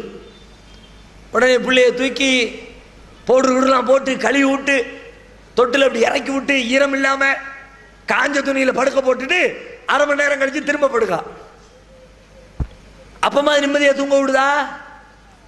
அடுத்த ஒரு 1/2 மணி நேரம் போகல, திரும்ப அழுக. தூங்குறாளா? திரும்ப என் புள்ள எதுக்கு அழுகுன்னு தெரியலையே. எந்திரிச்சு பார்த்தா புள்ள அழுகுது, பசிக்கு அழுகுது, பாலை கூடு, திரும்ப தூங்க போடு. நிம்மதியா தூங்க விட்டுச்சா? அடுத்த ஒரு 1 மணி நேரம் அவளை திரும்ப அழுக. இப்பதானே பால் கொடுத்தா என்னாச்சுன்னு தெரியலையே. மேலகளை தட்டி பார்த்தா கொசு கடிச்சிருக்குது. பிள்ளைய கொசு கடிச்சிருச்சு போல இருக்குது. கொசு வலையை தூக்கி போடு, கொசு பத்தியை தூக்கி பொருத்தி வை, திரும்ப விடுக்கா. ஒரு இரவுல எத்தனை தடவைகள் விழித்து விழித்து விழித்து சத சதன்னு மோண்டு வச்சிடறான், மலஜலம் கழிச்சிடறான். அது வரைக்கும் பக்கத்து வீட்டு புள்ள மலஜலம் கழிச்சு வச்சிரும். இவ புள்ள பெத்தெடுக்கிறதுக்கு முன்னாடி வரைக்கும் இதே மாதிரி பக்கத்து வீட்டு புள்ள வீட்டு வாசல அசிங்கம் பண்ணிடுச்சு. தைய தைய தையன்னு குதிப்பாகிறது. அந்த பக்கமே போக மாட்டாங்க. ஆயி கிடக்குது, ஆம மாட்டேன், அதை எடு அதை எடுன்னு. அப்படி குதிச்சவ தாம் புள்ள பெத்த பிறகு லெவல் என்ன? அந்த அசுத்தத்தை தன்னுடைய கையால் நீக்குகிறாள. நீ நீக்கினியா? நீ எடுத்து போட்டியா? ஒவ்வொரு ஆண்மகனும் நெஞ்சில கை வச்சு கேளு பார்க்கலாம். இதெல்லாம் கஷ்டமா தெரியலையா? தியாகமா தெரியலையா? சிரமமா தெரியலையா? இப்படிப்பட்ட தியாகத்தை சிரமத்தை அனுபவிக்கக்கூடிய அந்த பெண்ணிடத்தில் போய் காசு கேட்பதற்கு, வரதட்சணை கேட்பதற்கு, டவுடி கேட்பதற்கு என்ன நியாயம் இருக்கிறது சொல்லுங்கள். ஊர்ல பஞ்சாயத்து பேசுறீங்களே, நாட்டாமைக்காரர்களை கேட்கிறேன், ஜமாத்துக்காரர்களை கேட்கிறேன். ஊருக்குள்ள உட்கார்ந்து பேசும்போது நாங்கள் நீதியத்தான் பேசுவோம், நியாயத்தை தான் பேசுவோம். கழுத்துல கிடக்கிற துண்டை தூக்கி உதறுவார் பெருசா. ஊரை எல்லாம் கூட்டி வச்சு பொம்பளை வீட்டுல வரதட்சணை வாங்கி மாப்பிள்ளை வீட்டுக்காரன் கையில கொடுக்கறிய, அதுல என்ன நியாயம் சொல்லு? நான் முஸ்லீமை பார்த்து மட்டும் கேட்கல. நீ முஸ்லீமாயிரு, இந்துவாயிரு, கிறிஸ்தவனாயிரு, நாத்திகனாயிரு, பௌத்தனாயிரு, சீக்கியனாயிரு, வேற எந்த மதத்தை சார்ந்தவனாயிரு, மதமே இல்லைங்கிறவனாயிரு. கல்யாணம் முடிக்கும் பொழுது பொம்பளை கிட்ட காசு கேட்க என்ன நியாயம்? அதை மட்டும் சொல்லு. நீ சொல்ல முடியுமா? எல்லா இழப்புகளையும் அவள் தாங்குகிறாள், எல்லா தியாகத்தையும் அவள் செய்கிறாள், எல்லா கஷ்டத்தையும் அவள் உணர்கிறாள். இவங்க போவாங்க, வெளியில போய் சம்பாத்தியம் பண்ணிட்டு வருவாங்க. இது மாத்திரம் இவங்க வேலை. இது என்னமோ பெரிய வெட்டி முறிக்கிற வேலை மாதிரி. நம்மள மாதிரி உண்டா? நம்ம இல்லாட்டி உண்டா? இப்படிப்பட்ட தியாகம் செய்யக்கூடிய ஆளுக்கு அவருக்கு பணத்தை கொடுக்கணுமா, அவன்கிட்ட இருந்து பணம் வாங்கணுமா? யார் இழப்புகளை சந்திக்கிறாங்களோ அவங்களுக்கு தான் நம்ம பணம் கொடுக்கணும். அதுதான் உலகத்தில் ஏற்றுக்கொள்ளப்பட்ட நியாயம். அதுதான் இஸ்லாம் சொல்கிறது. நீங்கள் மணமுடிக்கிற பொழுது உங்கள் மனைவியருக்கு மனக்கொடைகளை, அவள் என்ன கேட்கிறாளோ அந்த தொகையை, அந்த பணத்தை, அந்த நகையை அவள் விரும்புவதை கொடுத்து விட்டு அவளை நீ மணமுடித்துக் கொள். கொடுத்துட்டு மணமுடின்னு இஸ்லாம் சொல்லு. கொடுக்க வேண்டிய ஆளுக்கு கொடுக்காம அவங்கள்ட்ட இருந்து புடுங்கினா, கொடுக்க வேண்டிய ஆளுக்கு கொடுக்காம இருக்கிறதே ஒரு பாவம். அதையே மனிதாபிமானம் உள்ள ஒருத்தனை ஏத்துக்க மாட்டான். ஒரு பிச்சைக்காரன் வந்து காசு கேட்கிறான், நம்ம என்ன செய்யணும்? பணக்காரன், அவனை விட வசதி உள்ளவன் பிச்சைக்காரனுக்கு காசு போடும், அதான் நியாயம். எல்லாரும் ஊர் உலகத்தில் ஒத்துக்கிட்ட நியாயம் அதான். அவன் கஷ்டப்படுறாயா, பிச்சை எடுக்கிறாயா, அவனுக்கு நம்ம காசு கொடுக்கணும். நீ காசு இல்லைன்னு சொல்லு, அதை கூட உலகம் ஒத்துக்கணும். சரி விடப்பா, அவன் கொடுக்க மாட்டான் அப்படின்னு ஏத்துக்கலாம். ஆனா அவன் பல இடத்துல பிச்சை எடுத்து வச்சிருக்கானே, அதுல இருந்து 10 ரூபாய் புடுங்கினா எவ்வளவு பெரிய அயோக்கியத்தனம். இதுக்கு அதுக்கு என்ன வித்தியாசம் சொல்லுங்க? ஒரு பெண்ணை மணமுடிக்கிற பொழுது அவளுக்கு கொடுமை கொடுக்க கடமைப்பட்ட ஒருவன் அவளுக்கு பணத்தை கொடுப்பதற்கு பதிலாக, நகையை கொடுப்பதற்கு பதிலாக, சொத்து சுகங்களை கொடுப்பதற்கு பதிலாக அவளது பெற்றோர் சேகரித்து வைத்திருக்கிற சொத்துக்களில் கொஞ்சத்தை பிடுங்கிக் கொள்வது ஒரு பிச்சை எடுத்தவன் பிடுங்கிறதுக்கும் இதுக்கு என்ன வித்தியாசம்? அநியாயம் இல்லையா? அக்கிரமம் இல்லையா? உரிமையை பறிக்கிற காரியம் இல்லையா? அதனால தான் இஸ்லாமிய மார்க்கம் இதற்கான மறுமை விசாரணையை எப்படி வைத்திருக்கிறது தெரியுமா? வரதட்சணை கேட்ட ஆட்கள், வரதட்சணை கொடுத்த ஆட்கள், அவங்களுக்கான விசாரணை முறை எப்படி இருக்கும் நீங்க நினைச்சே பார்க்க மாட்டீங்க. அப்படி இருக்கும், கற்பனையில கூட உதிக்காது. வரதட்சணையில் சம்பந்தப்பட்ட ஆணாக இருந்தாலும் பெண்ணாக இருந்தாலும் அவங்கள அல்லாஹ் மறுமையில என்னென்ன குற்றச்சாட்டின் கீழ் தண்டிப்பான் தெரியுமா? இஸ்லாத்திலேயே ரொம்ப பெரிய பாவங்கள்னு சில பெரும்பாவங்கள்னு சிலது அல்லாஹ் பட்டியல் போடுறான். அதுல ஒரு பாவம் கொலை பண்றது. கொலைங்கிறது இஸ்லாத்துல ரொம்ப மகா பெரிய பாவம். எந்த அளவுக்கு பெரும்பாவம்னா, அநியாயமா ஒருத்தரை கொலை பண்ணுனா மறுமையில் அவர் நிரந்தரமாக நரகத்திலேயே கிடப்பார். ஒரு காலமும் சொர்க்கம் போகவே முடியாது. وَمَن يَقْتُلْ مُؤْمِنًا مُتَعَمِّدًا فَجَزَاؤُهُ جَهَنَّمُ خَالِدًا فِيهَا. குர்ஆன் சொல்கிறது, யார் ஒருவர் வேண்டுமென்று ஒருவரை கொலை செய்கிறாரோ அவர் நாளை மறுமையில் நிரந்தரமாக நரகத்திலே கிடப்பார். சொர்க்கத்தினுடைய வாடையை கூட அவன் எட்டி பார்க்க முடியாது.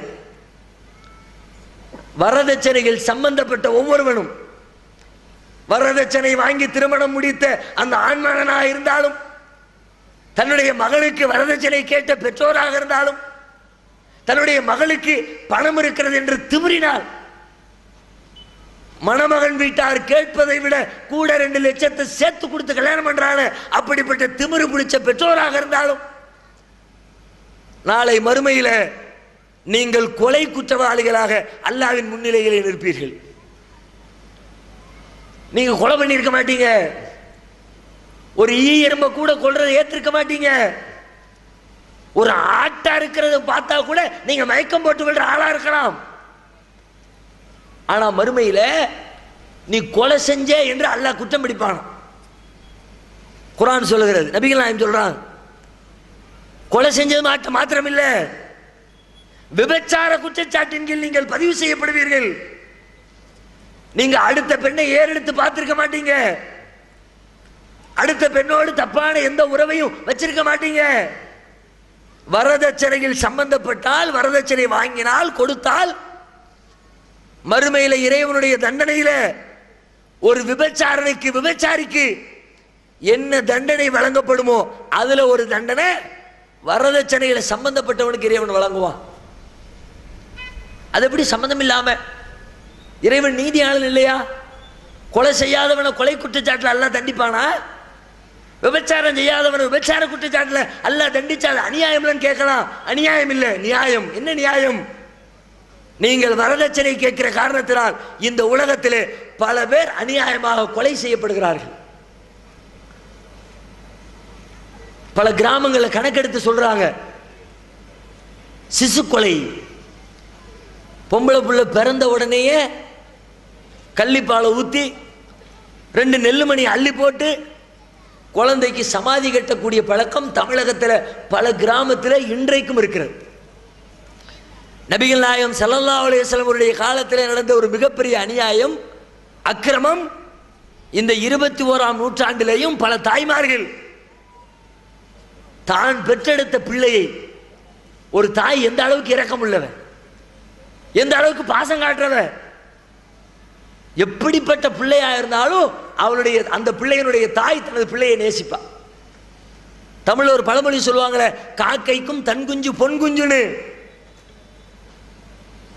அப்படி பிள்ளையை நேசிக்கக்கூடிய ஒரு தாய் தாம் கஷ்டப்பட்டு பெத்தெடுத்த பிள்ளைய பிறந்த மறு நிமிஷமே கள்ளிப்பாலை ஊத்தி கொலை பண்றான்னு பத்திரிகையில படிக்கிறவன் ஏன் கொலை பண்றா? புள்ள கருப்பா இருக்குன்னு கொலை பண்ணாளா? புள்ள நொண்டியா இருக்குன்னு கொலை பண்ணாளா?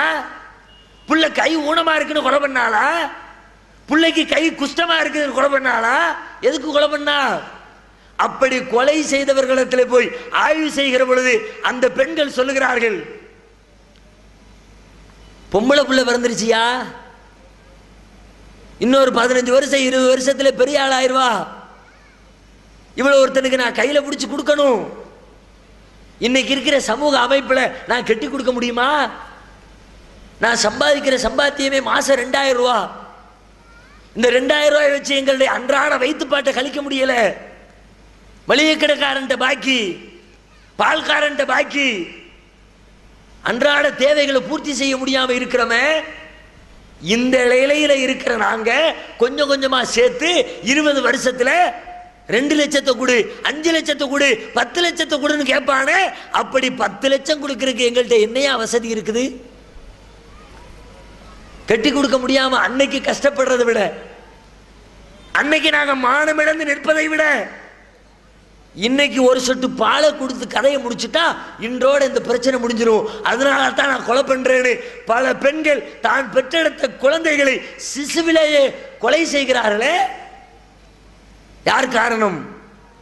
நீங்கள் கேட்ட வரதட்சணை காரணம் இல்லையா? நீங்கள் கொடுத்த வரதட்சணை காரணம் இல்லையா? வரதட்சணை கேட்கிறவங்களும் கொடுக்கிறவங்களும் கொஞ்சம் நெஞ்சத்துல கை வச்சு யோசிச்சு பாருங்க. நம்ம என்ன பெரிய பாவமா பண்ணிவிட்டோம்? கேட்டோம், தந்தாங்க, அவ்வளவுதானே நீங்க நினைக்கலாம். நீ கேட்கத்தான் செஞ்ச, நீ கேட்ட, அதனால் எவனோ ஒருத்தன் தான் பிள்ளைய கொன்னான்.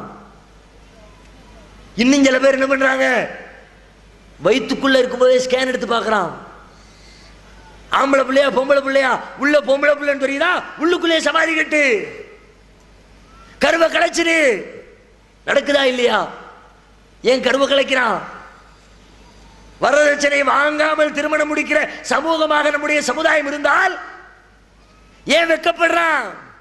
ஏன் கவலைப்படுறான்? ஏன் தான் பிள்ளைய சிசுவிலேயே கொல்லணும்னு முடிவெடுக்க போறான்? அப்ப அவன் தான் பிள்ளைய கொன்னதுக்கு நீ கேட்ட வரதட்சணை காரணம். எனவே அந்த கொலை குற்றத்திலே நீயும் நரகத்திற்கு போயிட்டு அல்லாஹ் தள்ள மாட்டானா? பல குடும்பத்தில் வயசுக்கு வந்த பிள்ளைங்க 20 வயசு, 25 வயசு, 27 வயசு, 30 வயசு முதிர் கன்னிகள், கல்யாணம் ஆகாத. வேற எந்த சமுதாயத்திலையும் நம்ம சமுதாயம் மாதிரி இல்லை. மற்ற சமுதாயத்திலேயாவது வரதட்சணை வாங்குறோம்னா 10,000 ரூபாய், 20,000 ரூபாய், 50,000 ரூபாய். நம்ம சமுதாயத்தில் எவ்வளவு? 20 லட்சம், 30 லட்சம், 50 லட்சம், 1 கோடி, 2 கோடி. 1 கிலோ தங்கம், 2 கிலோ தங்கம், 50 லட்சம் ரூபாய் காரு, 1 கோடி ரூபாய் காரு. மற்ற சமுதாயத்தில் வரதட்சணை பத்தி எதுவும் சொல்லப்படல. ஆனால் நம்முடைய சமுதாயத்தில் பெண்ணுக்கு நீ கொடுக்க வேண்டும் என்று வலியுறுத்தப்பட்டிருந்தும் கூட இப்படி லட்ச லட்சமா கோடி கோடியா கேட்டதன் விளைவாக ஏழை எளிய பெற்றோர்களுக்கு பிறந்த பிள்ளைகள் 30 வயசாகியும் திருமணம் ஆகாமல் வீட்டின் மூலையில உட்கார்ந்து அழுதுகிட்டு இருக்கிறாங்க.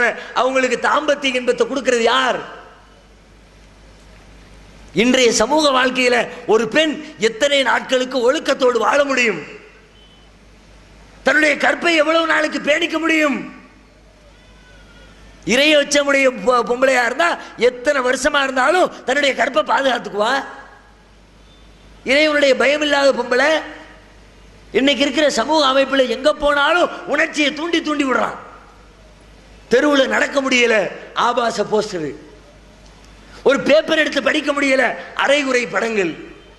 ஒரு வார இதழ் மாத இதழ் படிக்க முடியல, ஆபாச படங்கள். ஒரு டிவி சேனலை திறக்க முடியல, எந்த சேனலை திறந்தாலும் ஆபாசம். ஆபாசம் இல்லாத ஒரு சேனலை காட்டுங்க. அப்படி ஏதாவது ஒரு சேனல் இருந்தாலும் அப்படிப்பட்ட சேனல் நம்ம சமுதாயத்துக்கு தெரியவே செய்யாது. தெரிஞ்சதுன்னா என்ன சேனல்? சன் டிவி தெரியும், ஜெயா டிவி தெரியும், கே டிவி தெரியும். இதுல எல்லாம் என்ன முசீபத்து? ஆம்பளையும் பொம்பளையும் அரகுற ட்ரெஸ்ஸை போட்டு ஆட விட்டு படுக்கையறை காட்சிகளை பட்டவர்த்தனமாக காட்டி உணர்ச்சிகளை தூண்டான். ஒரு 100 வருஷத்துக்கு முன்னாடி கூட இது மாதிரி அரகுற ட்ரெஸ்ஸை போட்டு ஆடுற அந்த ஆபாச காட்சிகளை பார்க்கணும்னா ஊரை விட்டு 2 கிலோமீட்டர் 3 கிலோமீட்டர் தள்ளி போகணும். அதுல கூட இப்படி காட்டல. 50 வருஷத்துக்கு முன்னாடி உள்ள படத்துல கூட இன்னைக்கு இருக்கிற மாதிரியே காட்டுறான். ஹீரோயின் இங்க நிப்பா, ஹீரோ 50 அடி எங்க தள்ளி நிப்பார். இவர் இங்க இருந்து அங்க கையை காட்ட, அந்த அங்க இருந்து இங்க கையை காட்ட, அதோட அப்படி கேமரா தூக்கி ஒரு பூவை காட்டுவாரு டைரக்டர். அப்படி பூவை காட்டி மேட்டர் முடிச்சுடுவார். இன்னைக்கு எப்படியா? மேலாடையிலிருந்து உள்ளாடை வரை அனைத்தையும் கலட்டி விட்டு அத்தனை வக்கர நிகழ்ச்சிகளையும் பட்டவர்த்தனமாக காட்டுகிறான். டிவியில் ஆபாசம், பேப்பர்ல ஆபாசம், புத்தகத்தில் ஆபாசம், போஸ்டர்ல ஆபாசம், ரேடியோல ஆபாசம். ஒரு பஸ்ல பயணிக்க முடியுதா? ரேடியோன்னு போட்டு விட்டுறோம். அதுல பேசுற பேச்சு காது கூசு. அதுல வேற நம்ம முன்னாள் முதலமைச்சர் அங்கங்க எழுதி வேற வச்சிருப்பாரு. இப்ப எல்லாத்தையும் பெயிண்ட போட்டு அழிச்சுக்கிட்டு இருக்கிறான். அவர் என்ன எழுதி வச்சிருப்பாரு? உதடும் உதடும் ஒட்டும், இப்படி சொல்லு அப்படின்னு சொல்லு. அவர் அங்க போனாலும் உதட்ட நினைவுபடுத்திக்கிட்டு இருப்பார். நான் சொல்லாதே, நாமுன்னு சொல்லு, சொன்னா உதடு ஒட்டி போடுவோன்னு பெரிய தத்துவம்னு அவர் எழுதி வச்சார். எங்க போனாலும் இந்த முசீபத்து. இப்படிப்பட்ட சூழ்நிலையில ஒரு பெண் எத்தனை நாட்களுக்கு கற்பை பாதுகாக்க முடியும்? ஒரு நாள் இல்ல ஒரு நாள் பொறுத்து பொறுத்து பார்க்கிறாள். நம்ம பெற்றோர் நமக்கு கல்யாணத்தை பண்ணி வைக்க மாட்டாங்கன்னு முடிவெடுத்த உடனே நம்முடைய இந்த உடல் உணர்ச்சியை தனித்துக் கொள்வதற்கு படி தாண்டுவதை தவிர வேறு வழி இல்லை என்று சொல்லி எல்லை தாண்டி போகிறாளே, அவள் எல்லை தாண்டுவதற்கு காரணம் யார்? கேட்க முடியுமா? சமுதாயத்தில் கூட்டி வச்சு விசாரிக்க முடியுமா? விசாரிச்சா உங்களை பார்த்த ஒரு கேள்வி கேட்பாட, அந்த கேள்விக்கு பதில் சொல்ல முடியுமா? நான் ஏண்டா போனேன்? வரதட்சணை இல்லாம கல்யாணம் பண்றதுக்கு ஒரு ஆம்பளை முன்னாடி வந்திருந்தாம்னா நான் ஏன் இப்படி எடுத்தேறி போறேன் என்று நம்மை பார்த்து கேள்வி எழுப்பினாள். இந்த சமூகத்தை பார்த்து ஒரு கேள்வி கேட்டால் தார்மீக அடிப்படையில் யாராவது பதில் சொல்ல முடியுமா?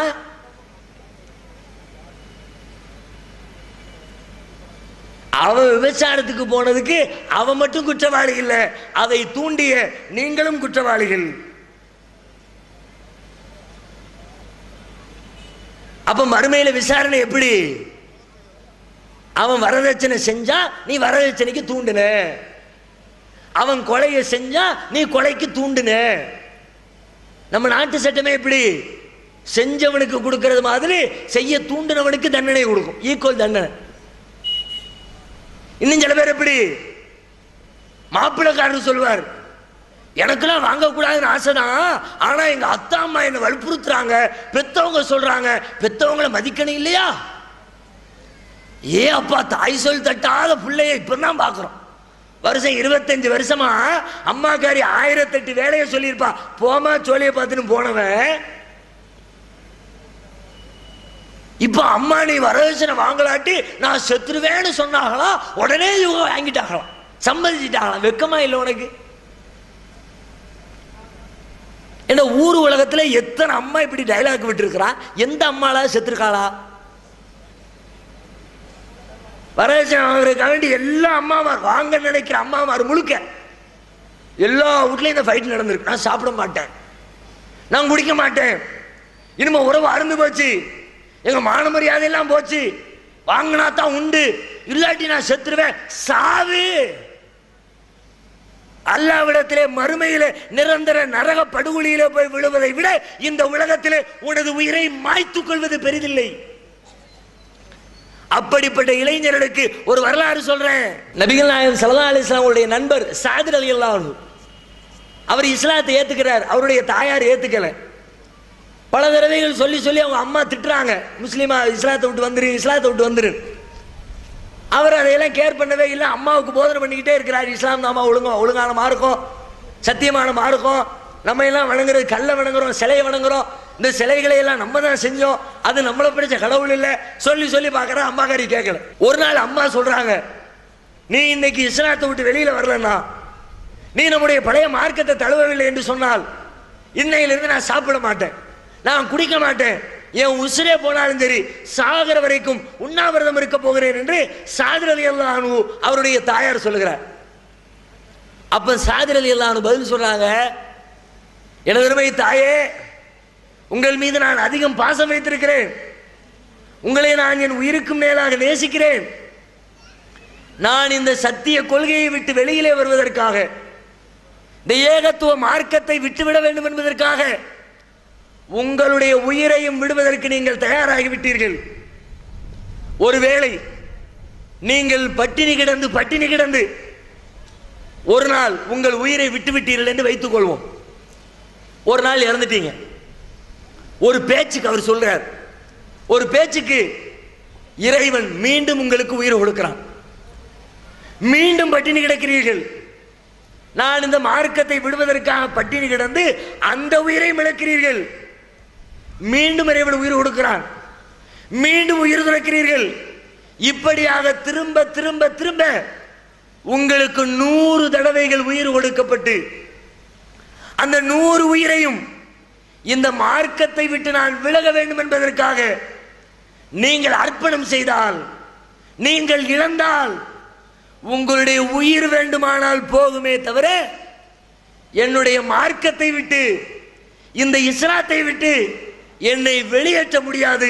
நீங்கள் விரும்பினால் சாப்பிடுங்கள், விரும்பினால் சாப்பிடாமல் இருந்து கொள்ளுங்கள், நான் இந்த மார்க்கத்தை விட மாட்டேன் என்று தன்னுடைய தாய்க்கு உபதேசம் பண்ணார். வரலாறு நமக்கு படிப்பினை இல்லையா? இதையெல்லாம் கேட்கக்கூடிய இளைஞர்கள் பெத்தவங்க மேல பழிய போட்டு அம்மா வாங்கினாங்க, அத்தா வாங்கினாங்க, எனக்கு சம்பந்தம் இல்லைன்னு சொல்லலாமா?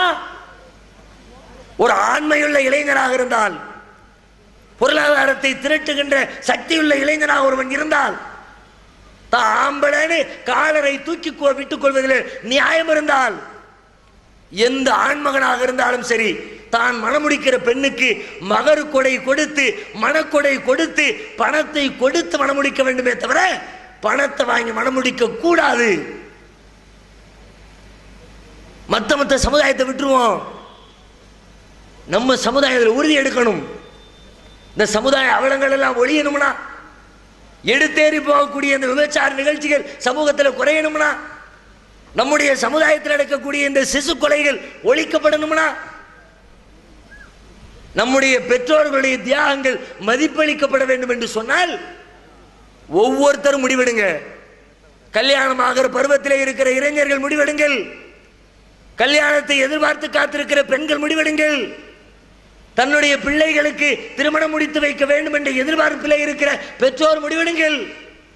இறைவனின் மீது ஆணையாக நாங்கள் வரதட்சணை வாங்க மாட்டோம், வரதட்சணை கொடுக்க மாட்டோம் என்று ஒவ்வொருவரும் உறுதி எடுக்கணும். இங்கே கூடியிருக்கிற சபையிடத்திலே கேட்கிறேன், திருமணம் ஆனவர்களும் இருப்பீர்கள், திருமணத்தை எதிர்பார்த்திருக்கிறவர்களும் இருப்பீர்கள், தம்முடைய பிள்ளைகளுக்கு திருமணம் முடித்து வைக்க வேண்டிய பருவத்திலே இருக்கிற பெற்றோர்களும் இருப்பீர்கள். இஸ்லாம் சொல்லக்கூடிய இந்த கடமையை எதிர்வருகிற காலத்தில் நாங்கள் கண்டிப்பாக முழுமையாக நிறைவேற்றுவோம் என்று சொல்லி இறைவனின் மீது சத்தியமிட்டு வரதட்சணை வாங்க மாட்டோம், வரதட்சணை கொடுக்க மாட்டோம் என்று வாக்குறுதி அளிக்கக்கூடியவர்கள் உங்கள் கைகளை தூக்குங்கள். கேமரா ஷூட் பண்ணுங்க. அல்லாஹ்வுடைய கேமரா ஷூட் ஆகிட்டு இருக்குது. மறுமையில் அல்லாஹ் பிடிப்பான். கையை வச்சுக்கிட்டே இருங்க, கேமரா முடியட்டும். நம்மளும் பிடிக்கணும்ல நாளும் முன்ன.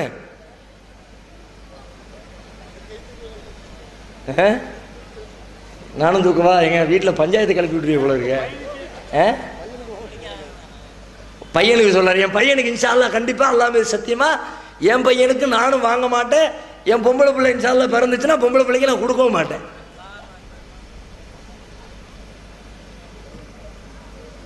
சரியா? அல்லாஹ் ரப்புல் ஆலமீன் நம்முடைய இந்த மன உறுதிக்கு வெற்றி அல்லாஹ்ட்ட கேளுங்க. பொம்பளை பிள்ளைங்க வச்சிருக்கிறவங்க அல்லாஹ்ட்ட கேளுங்க. நீங்க நினைக்கல, சில பேர் அது ஆம்பளை பிள்ளையா இருந்தா ஓகே, பொம்பளை பிள்ளைய வச்சிருக்கிறோம் எப்படி நமக்குலாம் சாத்தியமா நினைக்கிறீங்க? அல்லாஹ் குர்ஆன்ல சொல்றான், அது மாதிரி தாழ்வு மனப்பான்மையுடைய மக்களுக்கு அல்லாஹ் சொல்கிறான், ஒமை எத்தக்கில்லாக ஏஜ் அல்லஹு மஹ்ரஜா, யார் அல்லாஹ்வை பயப்படுகிறாரோ, அல்லாஹ்விற்காக வேண்டி அஞ்சி அல்லாஹ் விஷயத்தில் ஒரு முடிவெடுக்கிறாரோ அவருக்கு அல்லாஹ் ஒரு போக்கிடத்தை ஏற்படுத்துவான். அல்லாஹ் மேல நம்பிக்கை வச்சா கொஞ்ச காலம் பொறுத்து இருக்கணும், கொஞ்சம் காலதாமதமாகும், அவசரப்படாமல் இருக்கணும். கண்டிப்பாக ஒவ்வொரு ஆணையும் ஒவ்வொரு பெண்ணையும் அல்லாஹ் ஜோடி ஜோடியாகத்தான் படைச்சிருக்கிறான். நான் வரதட்சணை கொடுக்க மாட்டேன்னு உங்க பிள்ளையை உட்கார வச்சேன்னா வரதட்சணை வாங்காத ஒரு ஆண்மகனை உங்கள் வீட்டிற்கு அல்லாஹ் அனுப்பி வைப்பான் என்பதில் எந்த சந்தேகமும் யாரும் பட வேண்டிய அவசியம் இல்லை. இந்த எண்ணத்தின் அடிப்படையில், உறுதியின் அடிப்படையில் இந்த மேடையில் ஒரு சகோதரி, எத்தனையோ ஆயிரக்கணக்கான திருமணங்கள் நமது ஜமாத்தின் சார்பில் நடக்க ஆரம்பித்து விட்டது. இன்றைக்கு இந்த உறுதிப்பாட்டோடு வரதட்சணை கொடுக்காமல், வரதட்சணை வாங்காமல், இஸ்லாமிய மார்க்கம் காட்டியிருக்கிற அடிப்படையில் எளிமையான வகையில் நடத்தப்படுகிற ஒரு திருமணத்தை இந்த மேடையில் ஒருவர் நடத்தி கொள்வதற்கு தயாராக முன்வந்திருக்கிறார்கள். அவர்களுடைய திருமணத்தை மித்தோடு சேர்த்து நடத்தி கொள்வது இஸ்லாம்ங்கிறது. இஸ்லாமிய திருமணத்திற்கு எந்த சடங்குகளும் கிடையாது, எந்த சம்பிரதாயங்களும் கிடையாது. அறிவுபூர்வமான பகுத்தறிவுபூர்வமான காரியங்கள் மாத்திரம்தான் இஸ்லாமிய திருமணத்தினுடைய ஒழுங்குகளாக இருக்கிறது. பெண்ணை பெற்றவர் பெண்ணை மணமுடிக்க போகிற அந்த மணமகளை பிடித்து எவ்வளவு மகரு மாப்பிள்ளை தர்றாருங்கிறத கேட்டு அவரிலிருந்து வாங்கி கொண்டு தன்னுடைய பெண்ணை மணமுடித்து தருகிறேன்னு சொல்லணும். அக்ரிமெண்ட் தான். இந்த அக்ரிமெண்டோட முடிஞ்சு போச்சு. இந்த பிள்ளைய என் பிள்ளைய உனக்கு கட்டி தர, நீ சந்தோஷமா வச்சு குடும்பம் நடத்தும் பாரு, அவர் நான் ஏத்துக்கிறேன் பாரு. இஸ்லாமிய திருமணத்தினுடைய ஒழுங்குகள் 2 சாட்சிகளுக்கு முன்னிலையில மகர் கொடுத்து நடத்தப்பட்டால் அவ்வளவுதான் திருமணம். சடங்கு சம்பிரதாயம் பொருள் புரியாத மந்திரம் எதுவும் இஸ்லாத்தில் கிடையாது. அந்த அடிப்படையில் உங்களை சாட்சியாக வைத்துக் கொண்டு இங்கே ஒரு திருமணத்தை இப்பொழுது நடத்த இருக்கிறோம். சகோதரர் ஏ நஸ்ருதீன் அப்துல் ரஹ்மான் அவர்களுடைய மகன் ஏ நஸ்ருதீன் மணமகனாகவும், சுல்தான் அவர்களுடைய மகள் எஸ் ஃபிர்தௌஸ் அவர்கள் மணப்பெண்ணாகவும் பேசி முடிக்கப்பட்டு இன்றைக்கு இங்கே திருமணம் நடைபெற இருக்கிறது. மணமகன் சார்பில் பெண்ணுக்கு இறைவன் விதித்திருக்கிற அந்த மகர் கொடை 24 கிராம் தங்க செயின் பிளஸ் மோதிரம், 2 சேர்த்து 24 கிராம். தங்க செயின் 1, மோதிரம் 1, 2 சேர்த்து 24 கிராமில் நகையை மகராக கொடுக்கிறார். இந்த மகரை பெற்றுக்கொண்டு அவருடைய பெண்ணுடைய தந்தையார் தனது மகளை திருமணம் முடித்து கொடுப்பார். செயின் மட்டும்தானோ? செயின் பிளஸ் டாலர், மோதிரம் இல்லை, செயின் பிளஸ் டாலரு 24 கிராமு. அதானே, வேற ஒன்றும் இல்லை. அதான் சரியா? சரி, நீங்கள் வாங்க மாப்பிள்ள வாங்க. எவ்வளோ வாங்கியிருக்கிறீங்க பெண் வீட்டில் இருந்து? இதுவரைக்கும் எதுவும் வாங்கலைங்க. இதுவரைக்கும் வாங்கலன்னா இனிமேல் வாங்குற உத்தேசம் இருக்குதா? இல்லை இல்லை, அது தெளிவாக சொல்லுங்கள். இது வரைக்கும் வாங்கவும் இல்லை, இனிமேல் வாங்கவும் மாட்டேன் அப்படிங்கிறத இறைவன் மீது சத்தியமிட்டே சொல்லுங்க. இறைவன் மீது சத்தியமிட்டு சொல்றதுங்கிறது அப்படி ஒன்றும் மரபு இல்லை. சத்தியம் பண்ணிலாம் சொல்லணுங்கிற சட்டம்லாம் ஒன்றும் கிடையாது. நம்ம சமுதாயத்தில் இப்படி ஆக்கி விட்டானுங்களா? சில பேர் உள்ளுக்குள்ளே பேசுவோம், அதெல்லாம் கிடையாதுப்பா, வெளியில் சொல்லுவானுவ, உள்ளுக்குள்ளே போய் எல்லாம் இருக்கத்தான் செய்யுமான்ல. அல்ல பார்த்துக்குவோம். உள்ளுக்குள்ளே இருந்துச்சுன்னா அதை நம்ம பார்க்க வேண்டிய அவசியம் இல்லை, இறைவன் பார்த்துக்குவான்ல. அதனால இறைவன் மேலே சத்தியம் பண்ணி அந்த வாக்குமூலத்தை கொடுங்க. அல்லாஹ் மீது ஆணையாக நகையாகவோ ரொக்கமாகவோ பணமாகவோ ஊருக்கு தெரிஞ்சோ தெரியாமலோ அண்டர் கிரவுண்ட்லையோ வெளிப்படையாகவோ எந்த விதத்திலையும் வரதட்சணையை நான் வாங்கவில்லை, இனிமேல் எதிர்காலத்தில் வரதட்சணையாக வாங்கவும் மாட்டேன் அப்படிங்கிற தகவலை மக்கள் மத்தியில் சொல்லிடுங்க. சொல்லுங்க. இறைவன் மீது ஆணையாக இப்போவும் எப்பவும் எந்த ஒரு காலத்திலும் அல்லாஹ் மீது ஆணையாக வரதட்சணையாக எந்த ஒரு பொருளும் நான் வாங்க மாட்டேன். அல்ஹம்துலில்லாஹ். நாங்கள் பிடிங்க தகப்பனார், பெண்ணுடைய தகப்பனார். நீங்கள் அவர்கிட்ட உங்களுடைய மகள் பேர் என்ன? ஃபிர்தௌஸா? என்னுடைய மகள் ஃபிர்தௌஸ், எஸ் ஃபிர்தௌஸை 24 கிராம் செயினை மகராக பெற்றுக்கொண்டு உங்களுக்கு நான் மனம் முடித்து தருகிறேன், ஏற்றுக்கொள்கிறேன். மைக்கில் கை பிடிச்சி. மகள் ஃபிர்தௌஸ் ஜன்னத்துல் ஃபிர்தௌஸை மணமகளாக ஏற்றுக்கொள்ள மனமுடி 24 கிராம் தங்க நகையை பெற்றுக்கொண்டு மனம் முடித்து தருகிறேன். ஏற்றுக்கொள்கிறீர்களா? ஏற்றுக்கொள்கிறேன். அல்ஹம்துலில்லாஹ். அவ்வளோதான். திருமண நிக்காஹ் முடிஞ்சிருச்சு. திருமணத்தை பொறுத்த வரைக்கும் அதில் வாழ்த்துறதுக்குன்னு ஒரு வாழ்த்து பிரார்த்தனை ரசூலுல்லாஹ் சொல்லி தந்திருக்கிறாங்க. இன்னைக்கு நம்ம சமூகத்தில் செய்கிற மாதிரி மணிக்கணக்கில் ஓதுற பிரார்த்தனை கிடையாது. 2 வரி தான். அதை நான் சொல்கிறேன், அதுக்குரிய அர்த்தத்தையும் சொல்கிறேன். அந்த வாசகத்தை அர்த்தத்தை புரிந்து கொண்டு வந்திருக்கிற மக்கள் மணமக்களுக்காக வேண்டி இறைவனிடத்தில் அந்த பிரார்த்தனையை நீங்க சொல்லுங்க. அது என்ன வாசம் அப்படின்னா, பாரக்கல்லாஹு லக வ பாரக அலைக வ ஜமஅ பைனகுமா ஃபி கைர். பாரக்கல்லாஹு லக வ பாரக அலைக வ ஜமஅ பைனகுமா ஃபி கைர். இதுக்கு என்ன பொருள்னா, உங்களுடைய அகத்திலும் புறத்திலும், உங்களுடைய உடலிலும், உங்களுக்காக வேண்டி இறைவனால் படைக்கப்பட்டிருக்கிற பொருட்களிலும் இறைவனுடைய மறைமுகமான அருள் இறங்கட்டும். உங்கள் இருவரையும் நன்மையான காரியங்களில் இறைவன் ஒன்றிணைத்து வைக்கட்டும். நன்மையான காரியத்தில் கூட்டாளி ஆகணும். சினிமா தேட்டருக்கு போகணும், கூட்டிட்டு போயிடக்கூடாது. அதில் ஒருத்தர் கூப்பிட்டாலும் இன்னொருத்தர் சண்டை போட்டுறணும். நன்மையான காரியங்களில் இருவரையும் இறைவன் ஒன்றிணைத்து வைக்கட்டும் என்பது அந்த வாசகத்திற்கான அர்த்தம். அந்த வார்த்தையை சொல்லி இறைவனிடத்தில் மணமக்களுக்காக வேண்டி பிரார்த்திக்குமாறு கேட்டு நிறைவு செய்கிறோம். அல்லாஹ் ரப்பல் ஆலமீன் வரதட்சணை ஏற்ற ஒரு சமூகமாக நம்முடைய சமூகத்தை மாற்றி அருள் புரிவானாக. வாஹிர் தாவானா அனில் அல்ஹம்துலில்லாஹி ரப்பில் ஆலமீன். அஸ்ஸலாமு அலைக்கும் வரஹ்மத்துல்லாஹி வபரகாத்துஹு. அல்லாஹ்